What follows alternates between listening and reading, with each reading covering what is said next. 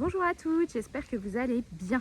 Alors, j'avais envie de rester en fait sur le thème des vacances qu'on avait abordé la semaine dernière, et surtout j'avais envie de vous toucher deux mots sur finalement le sujet qu'on avait abordé avec les mamans de Just for Mum avec qui j'étais en live mercredi, et surtout je me suis dit que ce serait peut-être pas mal de vous rappeler justement que les vacances, et c'était le sujet qu'on a abordé, étaient aussi un 50-50. Alors je sais qu'on a tendance à vouloir que tout soit toujours parfait, que tout le monde puisse se reposer, que tout le monde soit 100% en forme, etc. Et que nos attentes sont souvent assez élevées. Mais en fait, on sait toutes que clairement ça se passe pas comme ça. Que la plupart du temps, nos enfants ne nous laissent pas faire la grasse matinée ou faire la loc sur le transat. Qu'on va se prendre des éclaboussures partout dans la tronche, qu'on va devoir faire des châteaux de sable à n'en plus finir et qu'on va peut-être avoir du mal à se poser.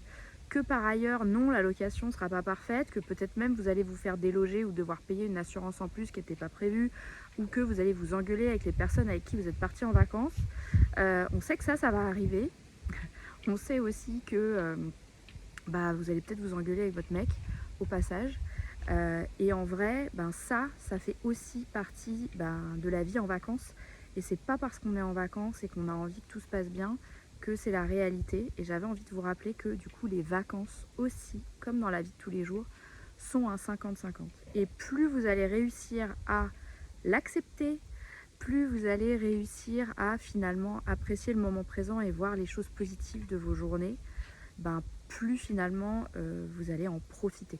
Donc mesdames, même si vous êtes perfectionniste et que vous avez envie que tout se passe bien, que vous avez assis vos enfants avant de partir en vacances en leur expliquant que c'était aussi vos vacances et qu'il fallait que tout le monde soit cool, rappelez-vous que non, tout ne se passera pas bien, que vos vacances ne seront pas parfaites et que c'est ok, et que si vous lâchez prise dès maintenant, peut-être que vous aurez une chance d'en profiter un petit peu et pas de revenir complètement lessivé, ou alors de gâcher les vacances de tout le monde parce que vous vous battez finalement contre la réalité. Donc ça, j'avais envie de vous le partager parce que moi, pendant des années, j'ai eu ce côté très perfectionniste que j'ai toujours d'ailleurs, j'ai des tendances qui me reviennent. Et finalement, ça me gâchait un peu l'expérience. J'avais du mal à lâcher prise. Déjà, j'étais archi stressée avant de partir parce que il fallait gérer pas mal de choses.